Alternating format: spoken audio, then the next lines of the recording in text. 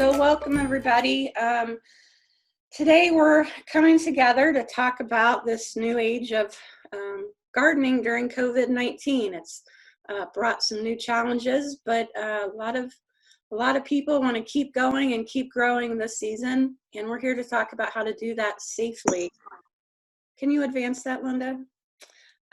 Here's our agenda. I think you should have gotten that with the invitation or registration, but today we'll have leadership from Bethany Community Garden here to talk about what they've done to adjust to gardening during COVID. They started early on in developing protocol to keep them going at the garden, producing. They have, well, they'll tell you more about their garden, but they have both individual plots as well as donation space as well, and they have a lot to donate on an annual basis. Kevin Allison is also here today, and he's going to be talking about options for delaying or having alternate plantings. Some gardens might not have full capacity and volunteers this year, so they might need to let some beds lay dormant or just do something pivot from their normal summer crops. And then we'd like to open this up to questions and discussion from all of you to hear maybe how you're adjusting, challenges, opportunities you're finding during COVID. And then at the end, we'd like to talk about the opportunity, if we want to take this opportunity to somehow create a community garden collaboration, establish a kind of a semi-formal network whereby we at Extension can get to know all of you better and understand your needs and where we might help support you, but also so how garden leadership can connect to one another in Marion County. We found that networking is such an important thing in urban agriculture. Okay, Linda. So just a quick introduction to Purdue Extension here in Marion County. Some of you are very familiar with us, but some of you might not be. And so just know that we're here to deliver practical, research-based information that hopefully transforms lives and livelihoods. So making that connection from Purdue University and some of the research they do, and really bringing it into the communities where we find the needs are. And our main focus areas are urban agriculture and natural resources, 4-H youth development, community development, health and human services, and nutrition, education, and community wellness. And so as you can see, community gardening is relative really to all of our content areas. So now I'm going to turn it over to Linda Adams, my colleague in the office. Linda is a community wellness coordinator as well, who's been working with Bethany for some years now. Thank you, Linda. Hello, all. Again, I'm Linda Adams, and I'm a community wellness coordinator. I am in the nutrition education program. And what we do is we have community wellness coordinators across the state, and we work in limited resource communities to remove barriers and make it easier for people to access proper nutrition and physical activity opportunities in their community. So I work with a variety of different types of projects, community gardens being one of them, working with food pantries and helping them to improve the nutrition offerings. Like we work with a nonprofit called Hatch to bring in eggs for that. We've done other things like healthy concession stands and things like that. So today we're going to focus on the community gardens. I've been working with Bethany Community Gardens since its beginning, and we're moving into our third year this year. And it's this community garden is I'll introduce Bruce and Craig, and they will share about it. But we'll just go ahead and get started with that. Craig, are you gonna, I think we're gonna have Craig Youngman. He's one of our co-coordinators with Bruce By for the Bethany Community Garden. Yes, this is Craig. Can you hear me? Yes. Okay. This shows a map of where Bethany is in near Southside, 465 and 31.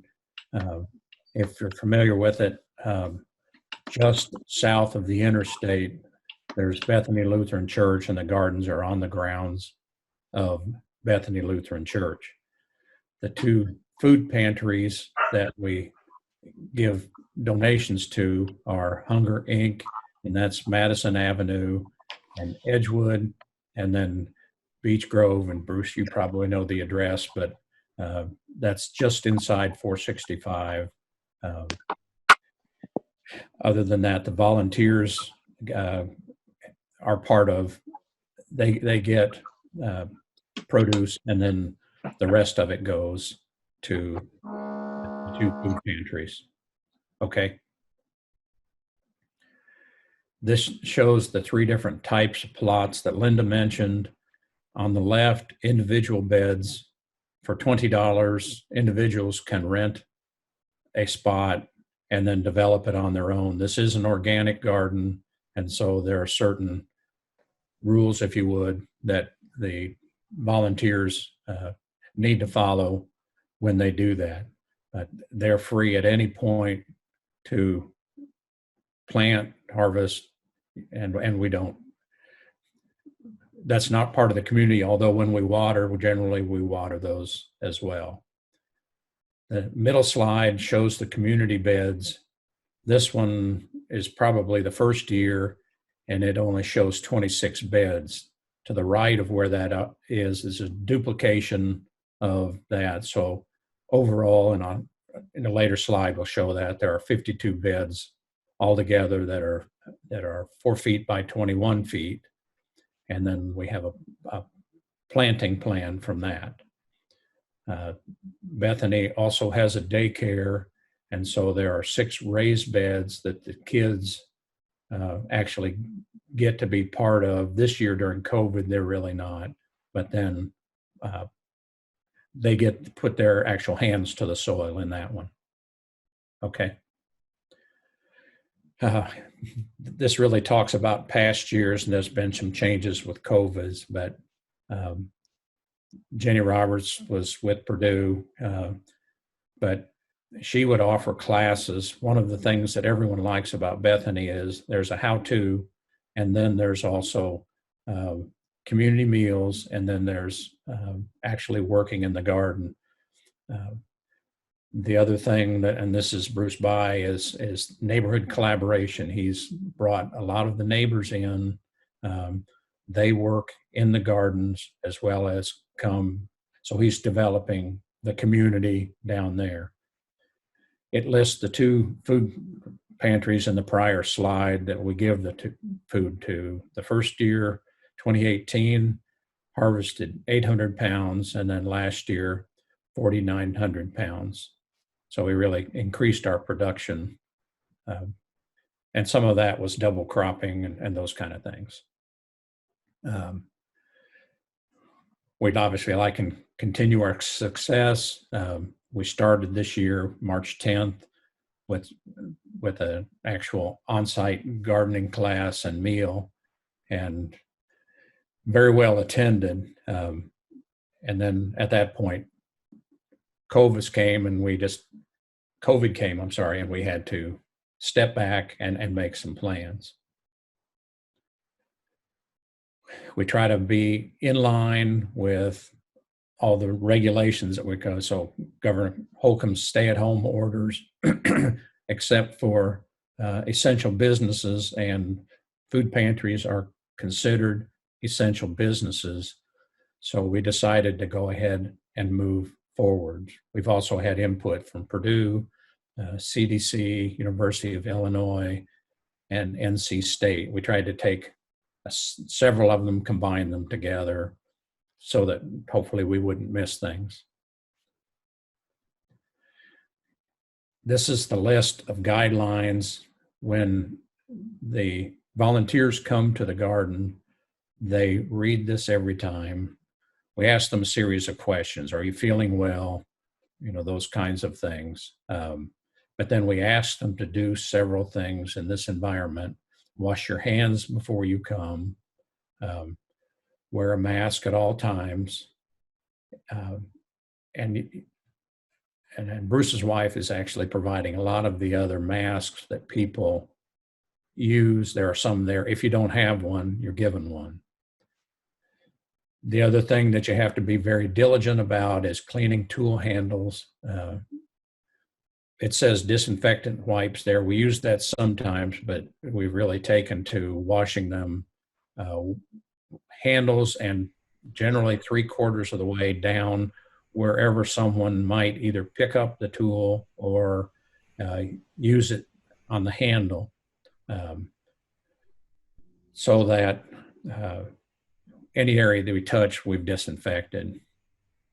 The other thing that the tools we have to do as well is the common things like the tiller, the wheelbarrows, and those kind of things.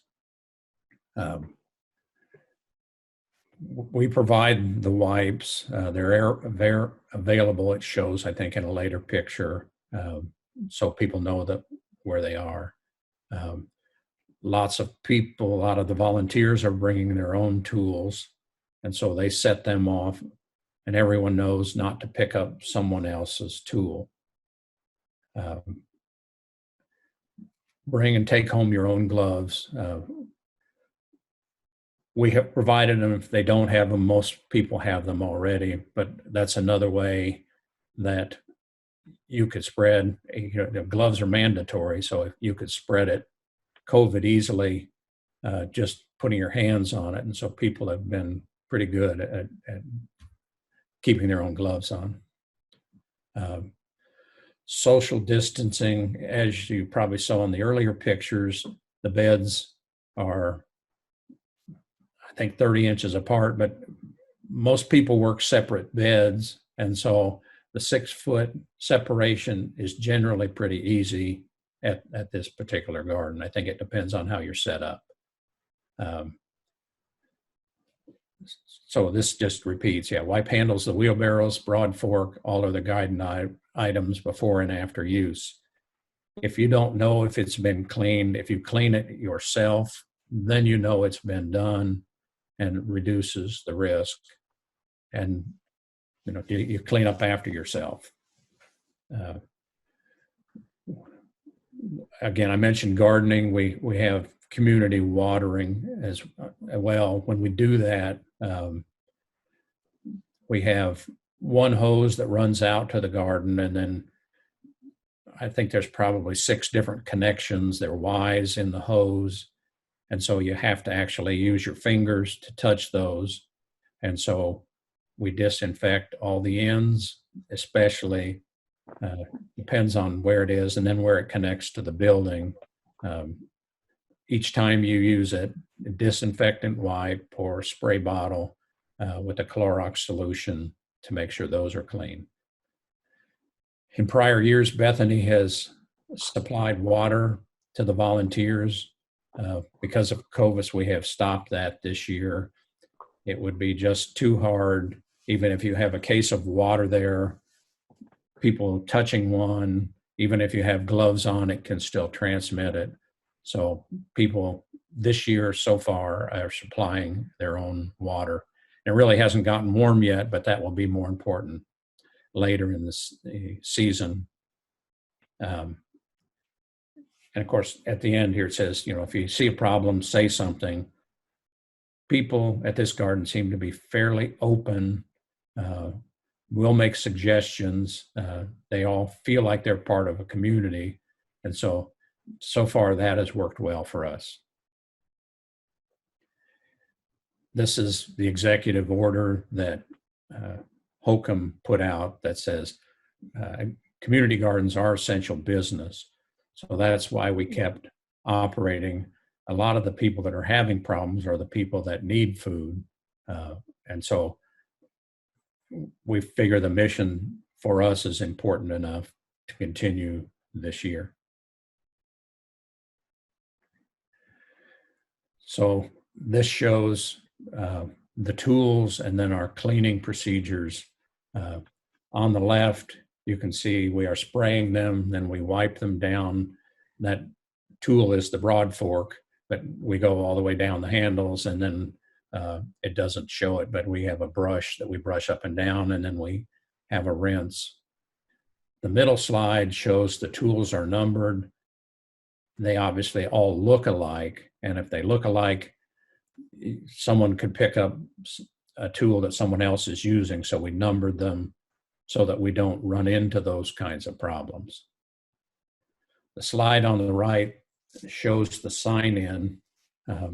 We obviously still have wind problems, so that's why the bricks are on there.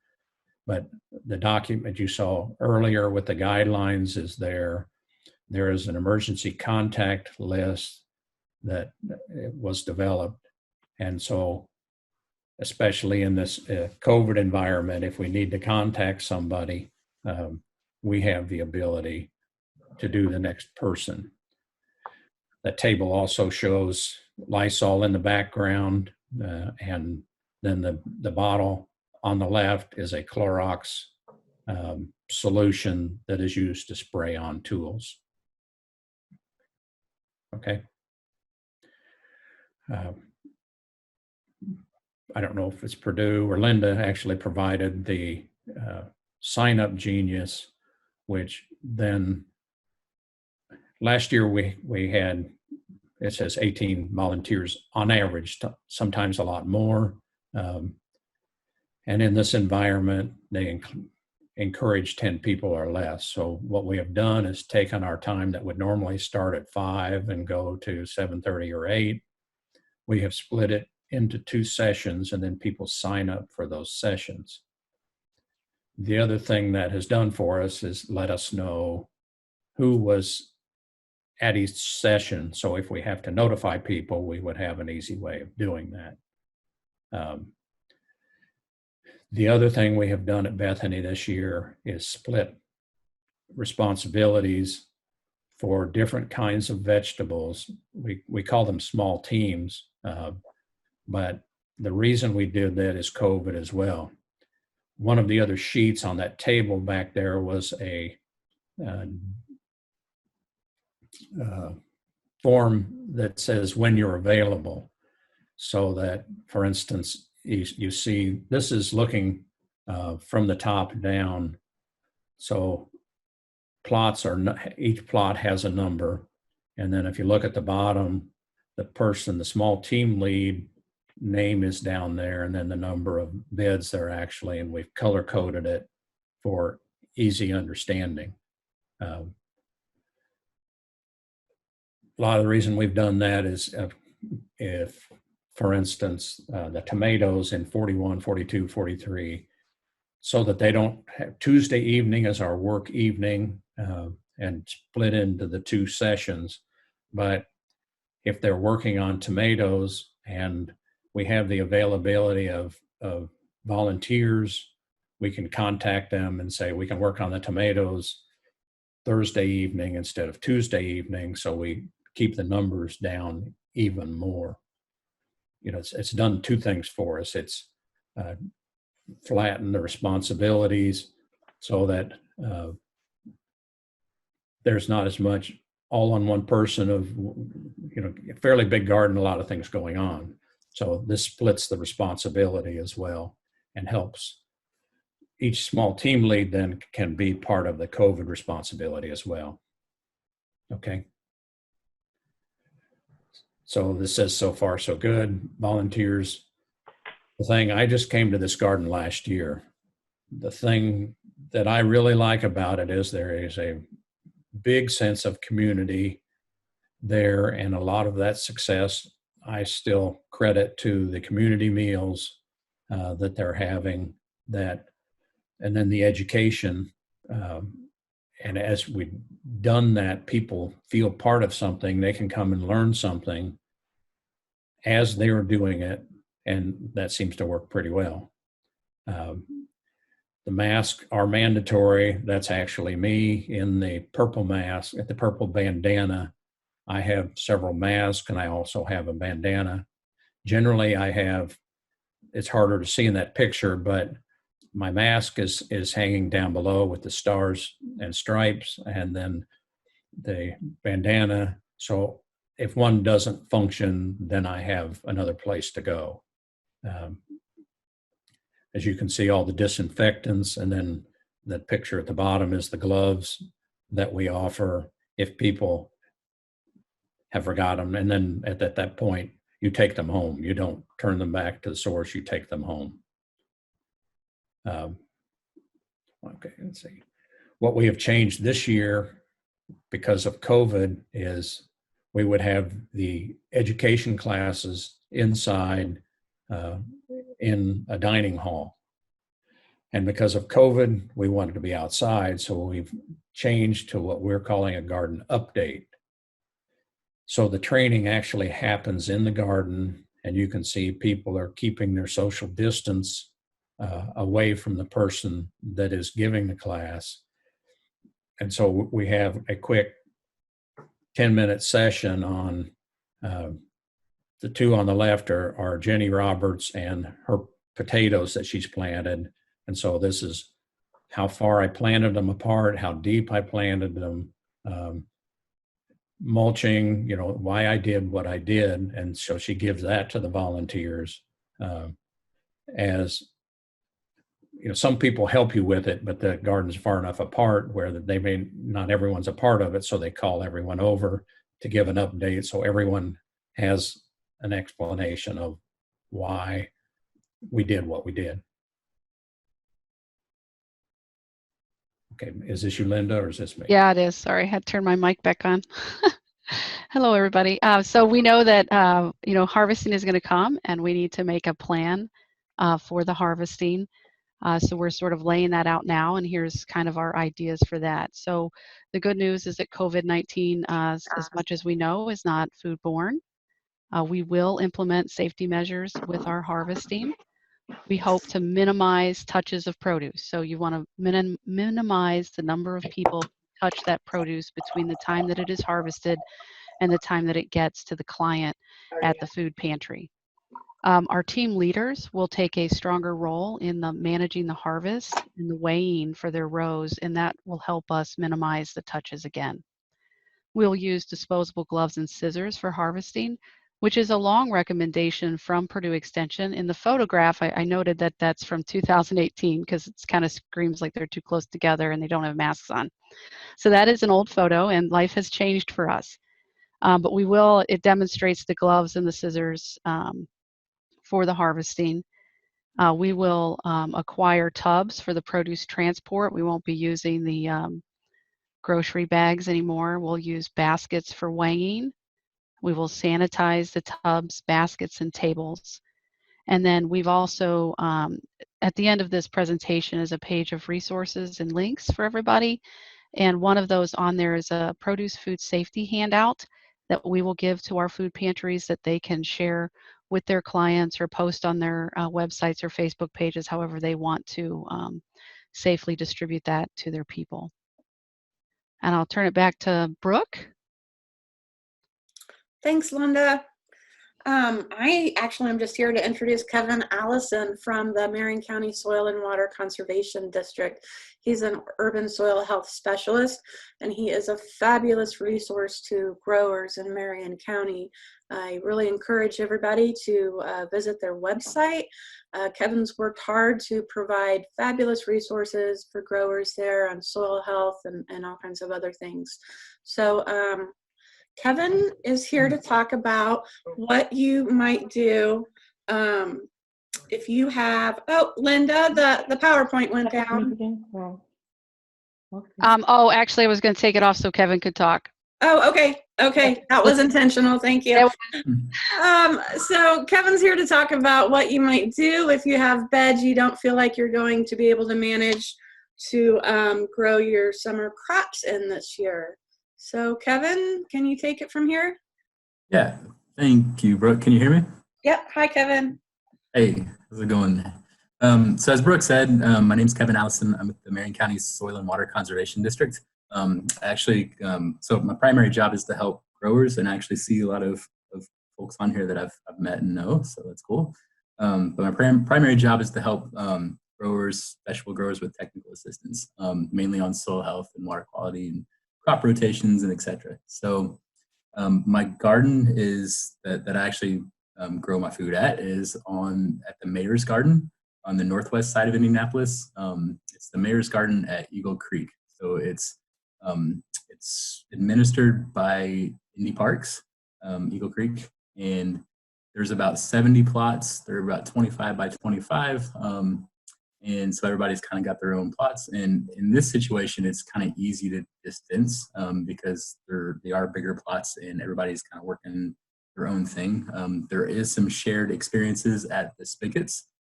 So I know just one thing that we're going to do is try to get the 3-pronged or 4-pronged attachments to the spigots so everybody can kind of run their own hoses, and it's just a little bit less back and forth between each other.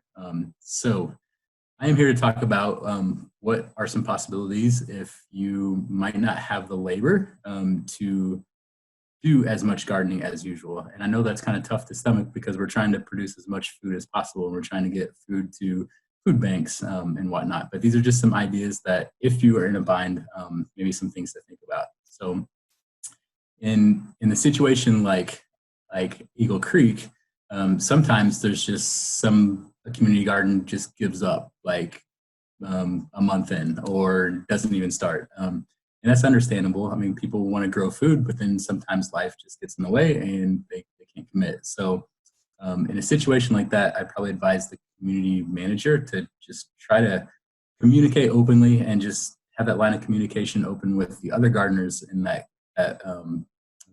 garden to see if anybody else would like to take that on.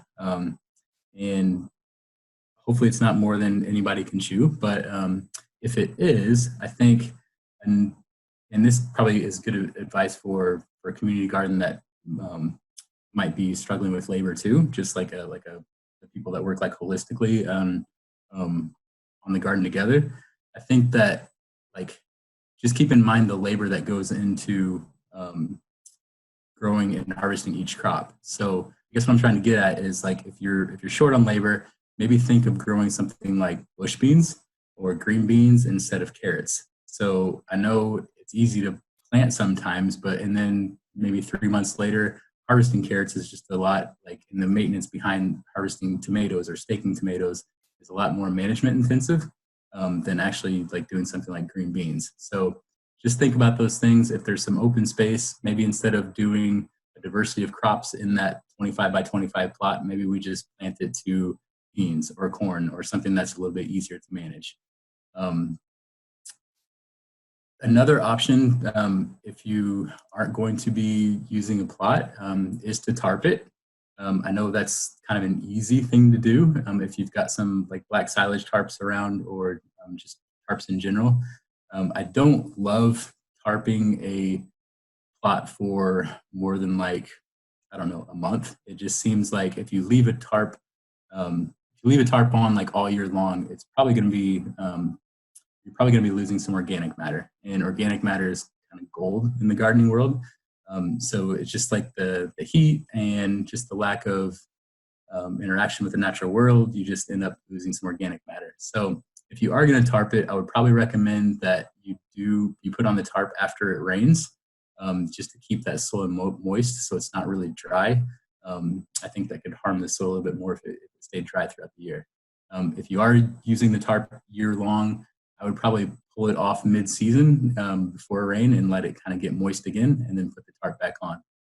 One benefit of this is that it probably will kill out some weeds. If you've been struggling with weeds in that particular plot, it might do some damage on them. So that might help you for future years as well. Another thought, which I personally love, if anybody's met me, you're going to know that I'm going to be saying something about cover crops. So cover crops are a plant that you can not necessarily harvest, but the goal of these cover crops is just to improve the soil. So a lot of the cover crops are planted in the fall. So like oats and crimson clover, after harvest, I always plant oats, crimson clover, cereal rye, vetch. There's a whole host of cover crops you can plant in the fall. But there's also a couple that are really good for the summertime. So instead of having a tarp or bare soil or tilled soil all year long, it would be really, really beneficial to soil health and the biology if you could get a cover crop in there. Just the roots are going down, they're breaking up compaction. So it's a really good opportunity. It's kind of interesting in the big farm world, corn and bean world, when we got all those rains last year, people were doing this thing called preventative planting, where they would they would actually forego planting a crop that year. And a lot of farmers jumped at that opportunity to plant a cover crop. Sometimes it's hard to get those into the rotations, but this was an opportunity for them to use that plant to improve their soil. So I've got a couple options or ideas on our website. So I think our website's on the PowerPoint there. If you go to the first blog, if you go to the blog, the first one is about using utilize or some management ideas for unused plots. So in there, I discuss a little bit about buckwheat. That would be one idea. And then another idea might be like a mix of sorghum sudan grass and sun hemp. I know maybe you haven't heard of these plants, and that's okay. And if you've got some questions, if you're interested in doing this and you've got like more questions about, okay, exactly what does this look like, you are welcome to reach out to me, and I can discuss that with you. I also put a couple of videos on that blog that might be helpful, just kind of seeing what that cover crop looks like. But both of those cover crops are plants that can be mowed throughout the season or weed-eated, string trimmed. So the idea is just to kind of let them grow, put the roots in the ground, and then mow them, and then let them grow again. And one of the cool things about both of these cover crop options is that they do die during the wintertime. So you're not going to have to worry about really managing some big burly cover crop next spring. So that might be a decent option for some of you folks. And again, if you've got questions, please feel free to reach out. Thanks, Kevin.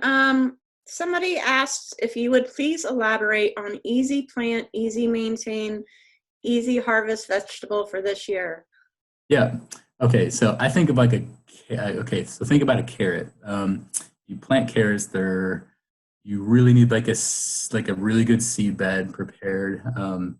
They need to be like moist for like 20 days. So you're going to be out there like keeping them watered. And if it's not raining, like if you're trying this in like May or early June and the rain shuts off, and then you're going to be out there irrigating. There's going to be weeds that like come up in that inherently. So you're going to be out there picking weeds too. So like if carrots get too much competition, then they're going to not do as well, right? So it's kind of you're either kind of hoeing in between those rows of carrots, or you're down on your hands and knees, like picking out the weeds. So there's just a lot of like hands-on management there. And if you plant something like beans, for example, those are fairly quick growing crops. They can tolerate a little bit more weed pressure than something like a carrot, like a tender carrot. Their canopies are going to kind of like get big and robust. So they're going to shade out weeds more. So just like I think just the amount of times you have to visit that particular plot just is reduced by the kind of crop you choose. I mean, think for example, like tomatoes, there's just a lot of staking, a lot of pruning, a lot of like repeated harvest. So, like every other day there might be a new couple tomatoes to pick, which is awesome. But like beans, you could almost like grow those and then just all this like in one fell swoop, just go in and just harvest a ton, right? And then maybe in a couple weeks, just go back through and just harvest a ton more. So I think just thinking about each crop and like how many touches it needs, and if you could choose ones, like especially if you're short on labor, if you could choose ones that reduce that amount of touches, I think it might be a little bit better. I hope that answered your question. Thanks, Kevin. Does anybody else have questions for Kevin at this moment? You can either turn on your mic and ask, or you can enter them into the chat box.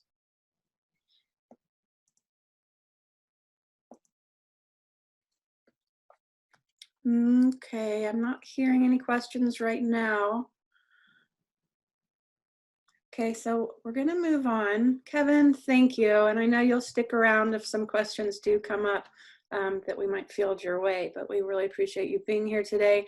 And we are going to pull up your website link at the end of the presentation. So anybody who hasn't caught that so far, we'll go ahead and show that at the end of the presentation. So right now, we really wanted to open it up to the group for discussion. If there are any questions about gardening during COVID, particular challenges or concerns. It looks like we have a question, and I think this is for you, Kevin, about what about using landscape fabric instead of tarps? What would that be better long term?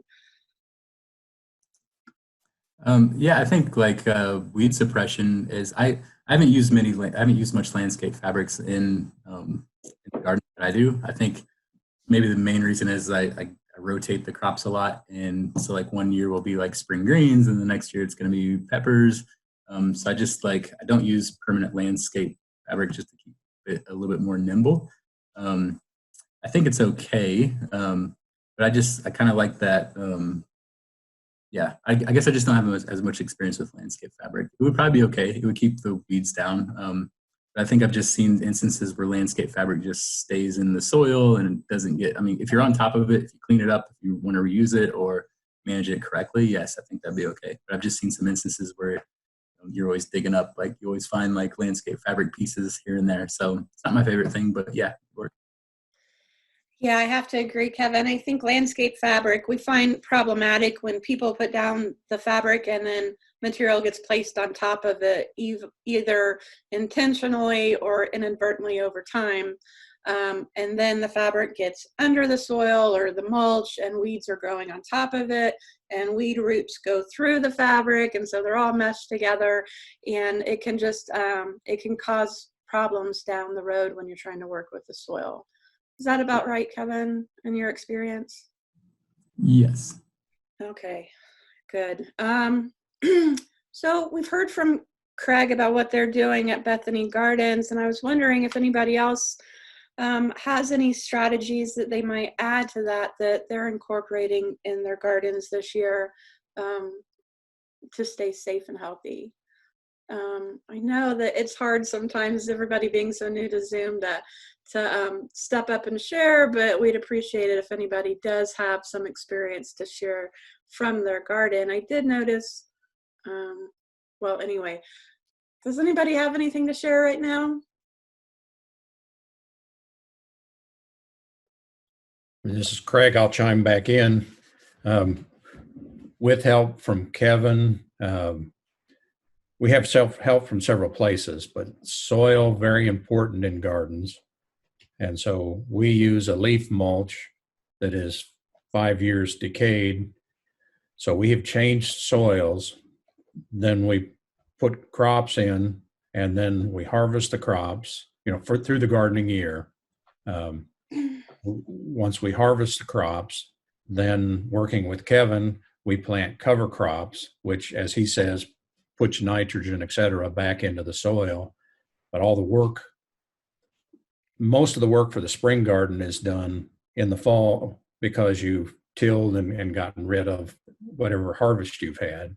And then after we put those in, we move on to tarping in the spring to kill whatever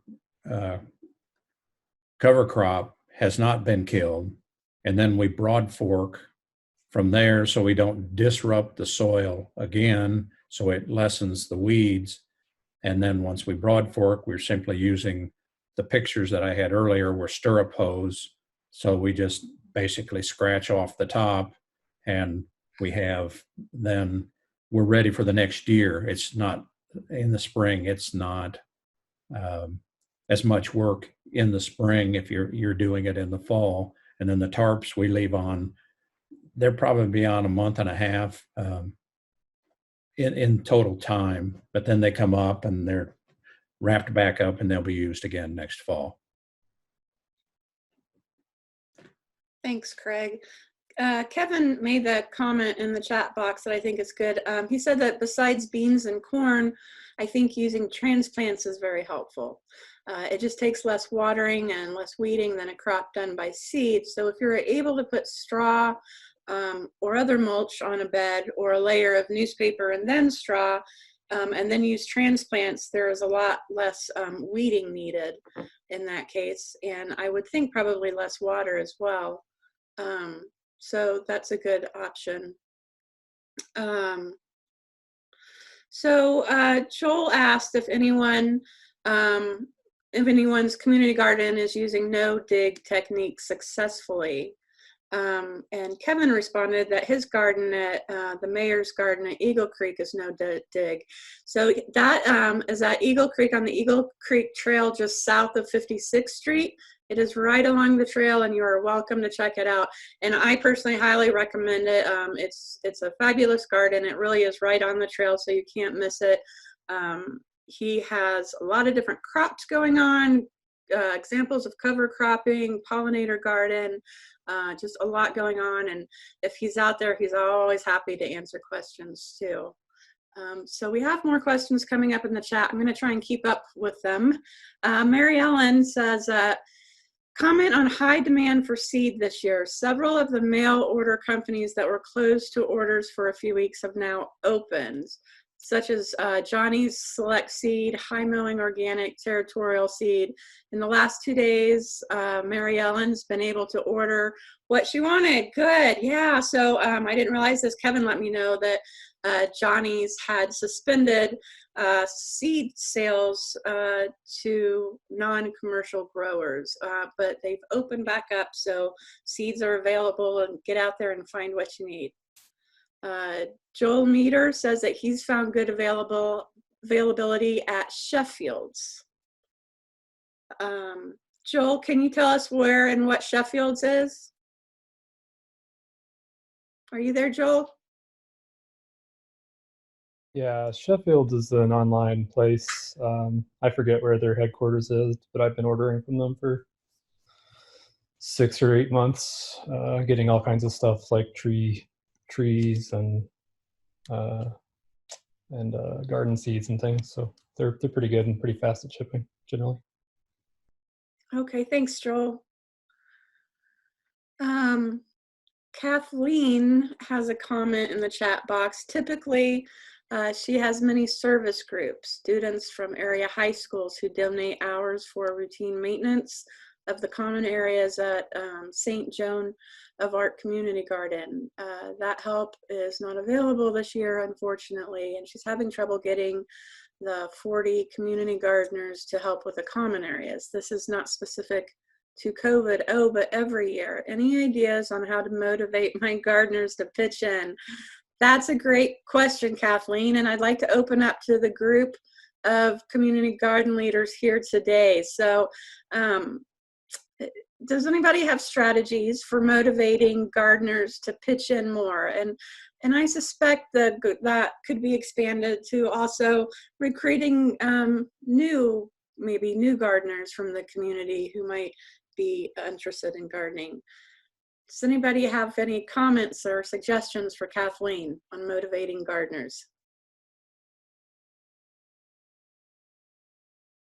This is Bruce with Bethany Community Gardens.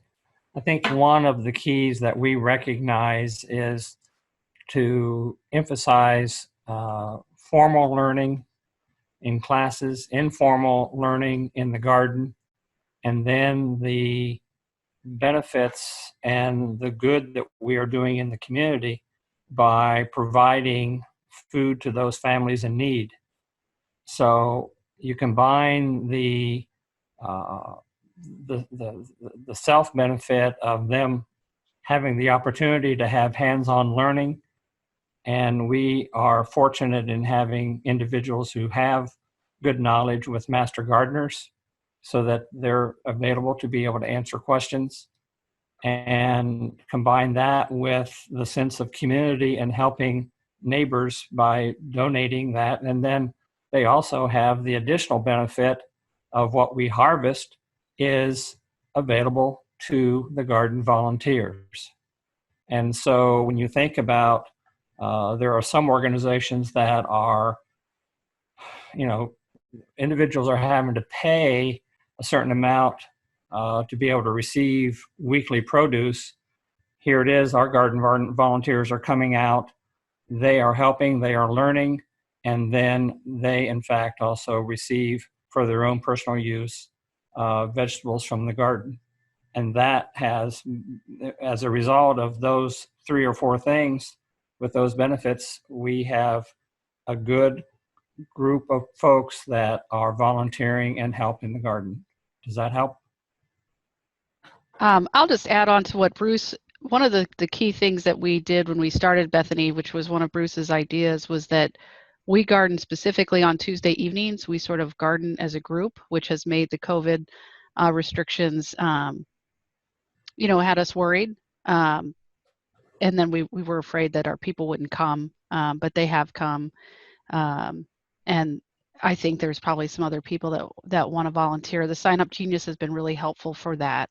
Because of the nature of us sort of gardening as a community, the work is sort of directed, we're bringing the stuff out together, we're doing the work, and then we sort of do the cleanup together so that those common areas and other areas are all tended to because the leadership is doing that. I think that in gardens where people are coming sort of alone to work their own personal garden, I think that would definitely be a challenge for motivating them. I think you would have to go back to the original garden agreement that you might have people sign when they first sign up for their garden plot, and that there might be some requirements that they participate in the upkeep of the surrounding area.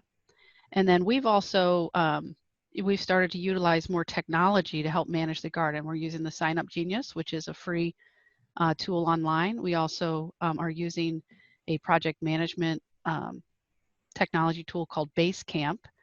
That one is a paid product that Purdue is able to provide me to share with the garden. But there's others that are free and available. They're called project management softwares. And within that, we can communicate with each other on a message board. We can share documents. We can post heads up like such and such needs to be done this week, or we can even assign tasks to people with follow-up. And then, so that's been helpful to try to communicate people when we can't be together as much as we were in the past. And so things like that. But I think that gardener responsibility that's in the that you write up at the beginning of the season might be helpful with that. We have used a lot of groups at Bethany from like Beech Grove High School and other community groups, and that's a definite loss. And to be able to fill that in, there are other volunteers out in the community that are looking for things to do. And me as a community wellness coordinator, I'm tapped into a couple of those, particularly on the south side. I have one church that's just really known for volunteering, and I can funnel requests to their community engagement representative at that church, and then she disseminates that out to her volunteer base, and they sort of pick and choose what they want to work on, and that's been really helpful. And that's just a special little blessing I somehow got access to indirectly, but being able to tap into those other opportunities to pull in volunteers. But this is definitely going to be a difficult time for recruiting volunteers and maintaining volunteers.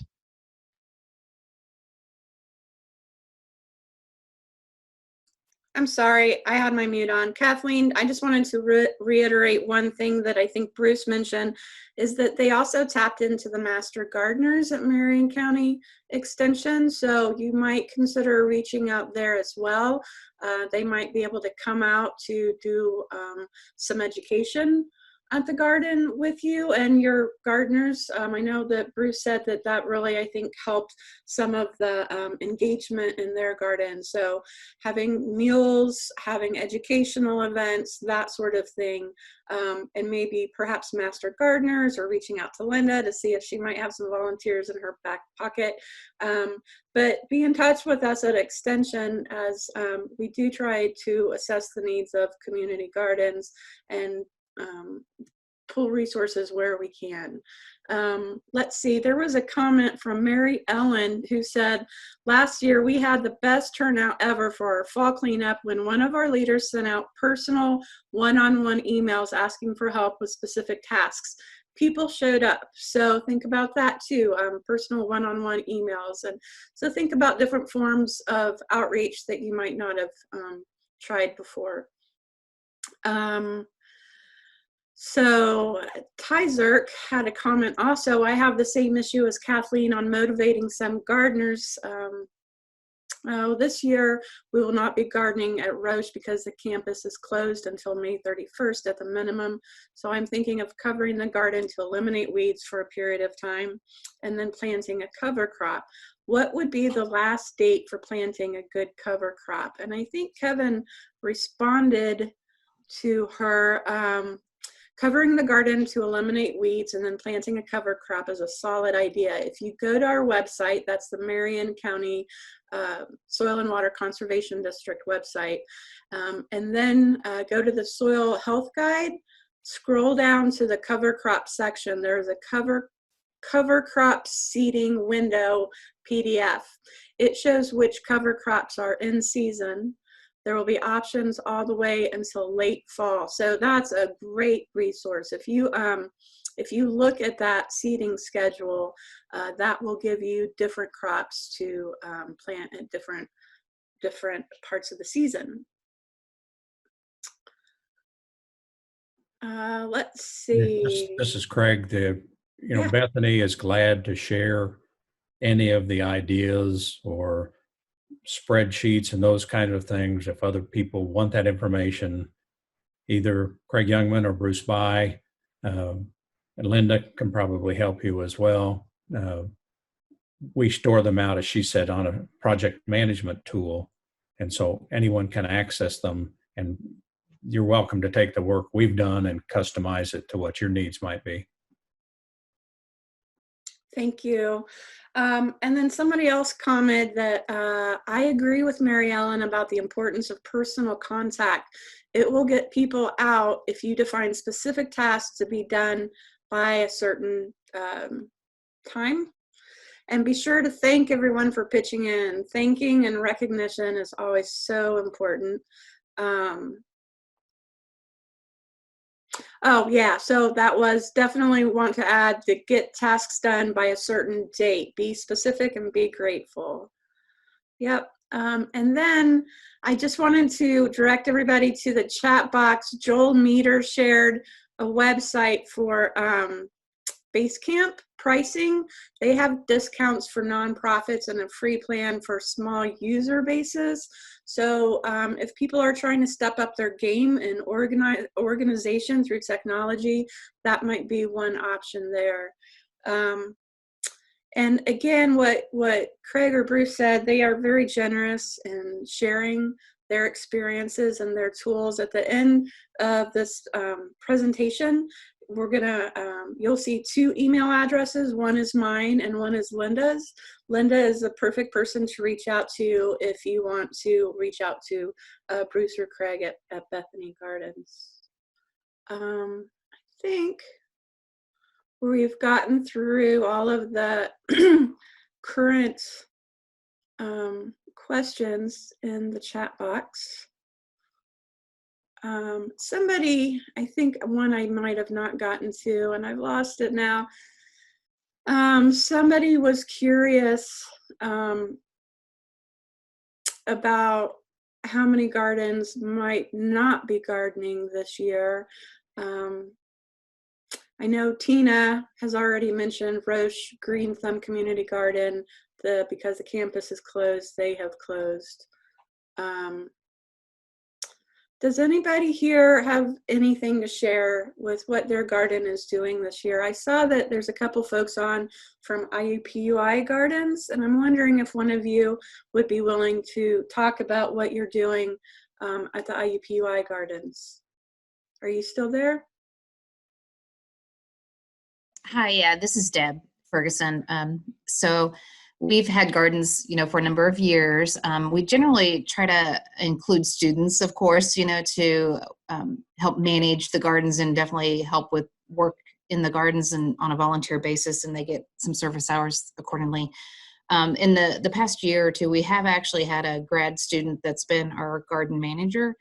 But currently we're kind of trying to figure out, what we can do this year, because currently students are not allowed to be on campus, and we've been advised, that we need to manage it by just the staff that we have. So we oversee it through our Office of Sustainability there on campus. So but we've got a small staff of 3 of us. So that's what we're trying to figure out, if what we can do production wise versus do we need to do some cover crops. So we really, haven't quite figured that out yet. And that's why we wanted to join today, just to get some ideas so we can collectively, see what we can manage currently and evolve maybe over the summer, hopefully, if we can get back to some norm, with potentially where we can have some students maybe helping us and stuff. So yeah, we're just trying to currently figure that out. We do, normally our produce does stay on campus. We have our own food pantry on campus. So we provide a lot of produce throughout the summer to them. We have a monthly produce market that we offer to anyone on campus, and we help support that. So yeah, those, it'll just really impact kind of what we're doing there if we can't produce. Yeah, thanks, Deb. A lot to figure out all of a sudden, isn't there? Yeah. Yeah. Hey, Monet is asking, will the slides be available for viewing? I really want to show my scouts the cleaning setup. So we can provide a PDF of the slides. We're also recording the session, and once I figure out how to make it available, we will be sharing the link to this session for folks who couldn't make it, or if you know other gardeners, any gardeners who might benefit from this. So I wanted to give one more moment to the group. If you have anything else to share or any questions to ask. The other thing, this is Craig, that's not really part of the gardens, but people that take their gloves and masks, et cetera, home, is cleaning them once you get home so you don't come back with something that's a problem as well. It's there's certain things at the garden, but there's things at home that need to be looked at as well to encompass the whole area. So I didn't do it at the first meeting, but now after that, I'm cleaning any bandanas, masks, gloves that I use. And if they're leather gloves, I've just been spraying them with like a Clorox solution so that I'm not transmitting something that's from the garden or something from home back the other direction. And of course, they tell you steering wheels and those of cars, take a wipe and wipe those down before you take your gloves off from the garden, wipe down the steering wheel, and then start driving. Thanks, Craig. Let's see, John Holzapple likes the idea that you're using Sign Up Genius, and he says, so you're gardening on Tuesday nights. Does that mean it never rains on Tuesdays? What do you guys do in the case of rain? This is Bruce at Bethany Community Garden. Amazingly enough, the last downpour we had, it's actually towards the end of last year, we had 12 volunteers show up.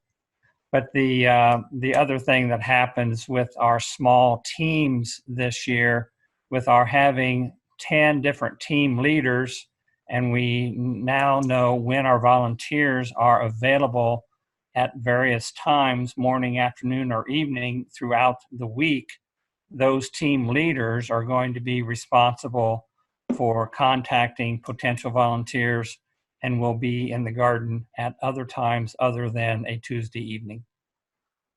Thanks, Bruce.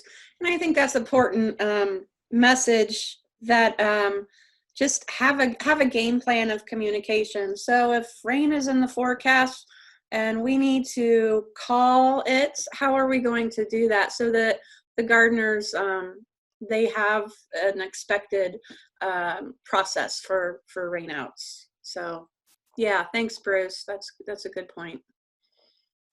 Okay, before we move on, I want to make sure that everybody's had an opportunity to share or ask anything that they might want to.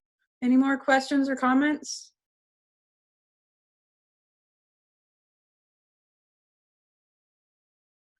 Well, thank you everybody who's been participating and who's just here to learn more, for taking the time.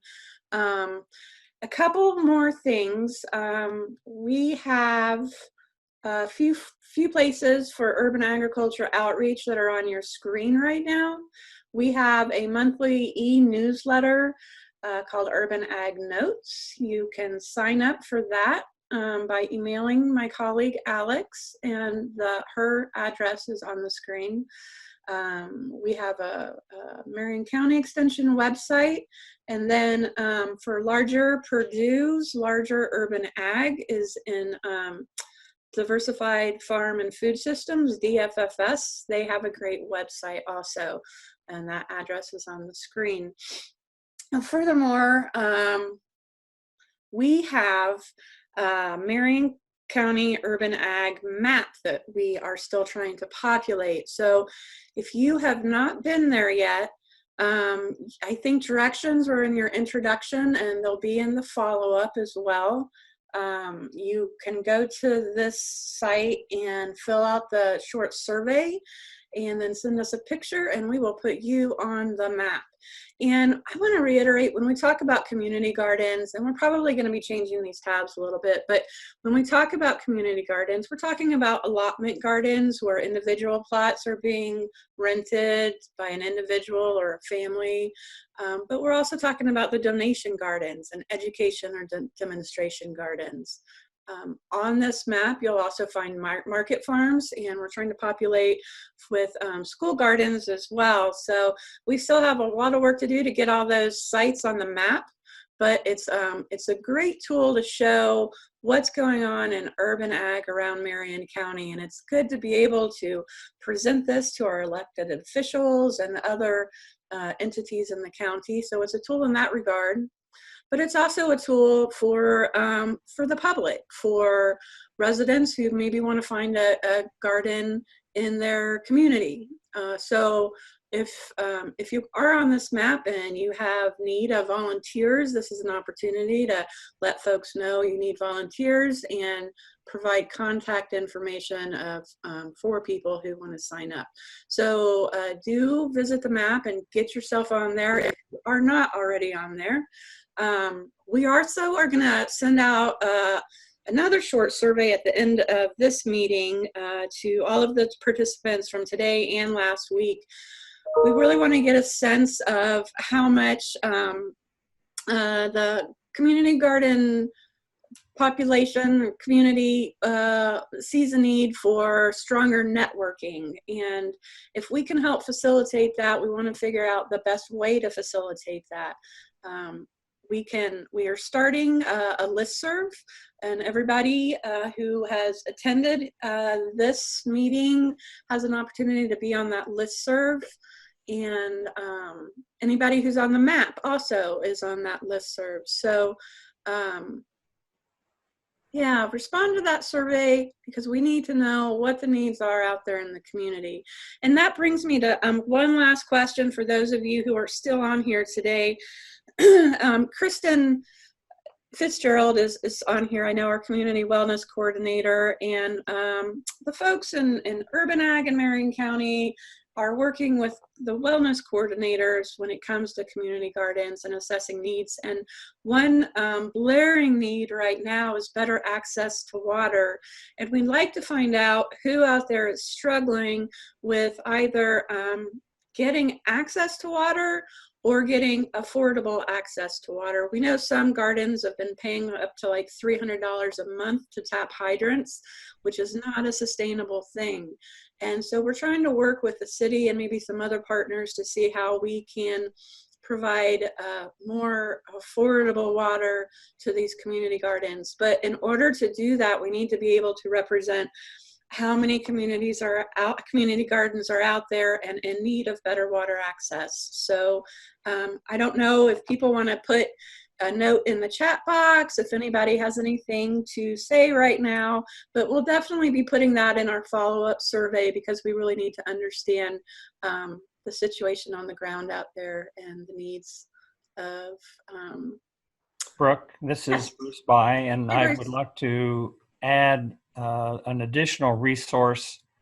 Marion County Purdue Extension is absolutely fantastic in providing information and individuals, but they do have a formal program called the Urban Ag Certificate Program that for the last 3 years has run from November until March with formal classes with over 60 hours of classroom time and fantastic resources, great networking opportunities.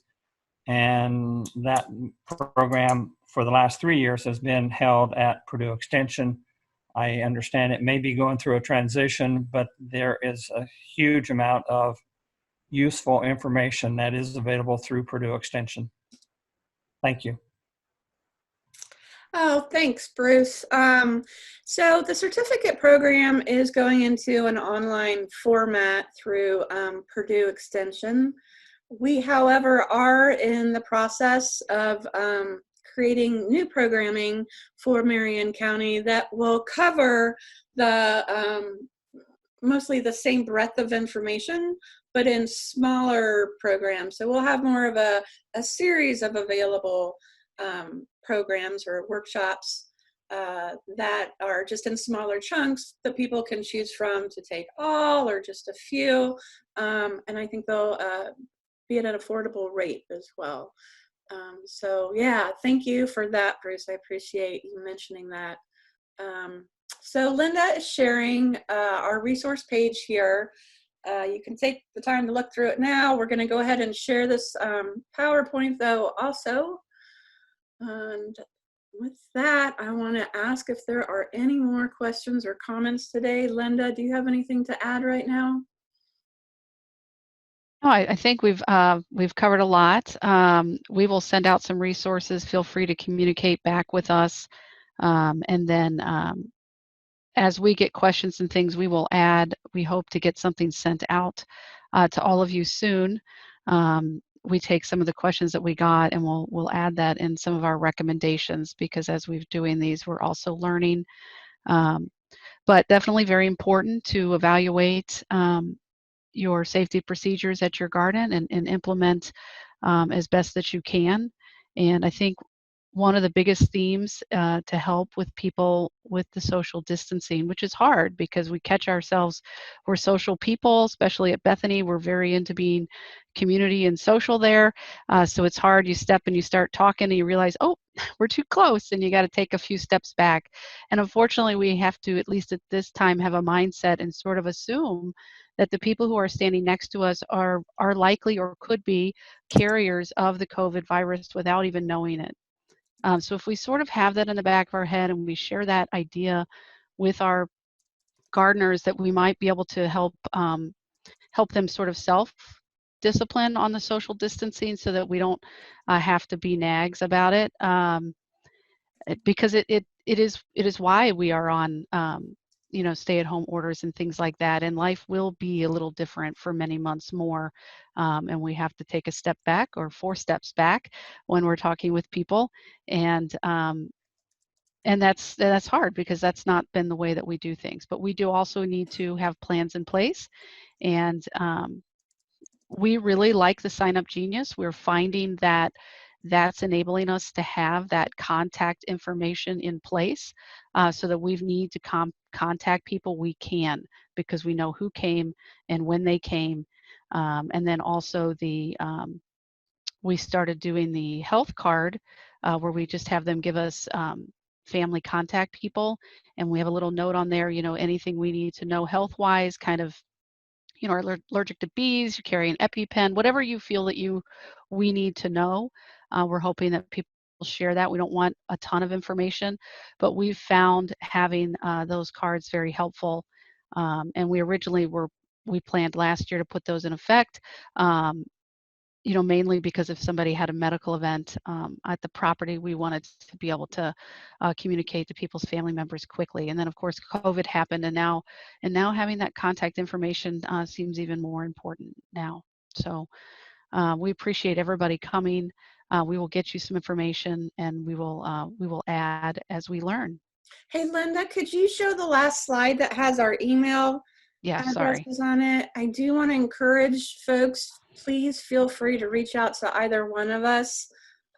We really do want to build a stronger networking within the community garden community and hear what the needs are, so that we can provide the resources that we're able to.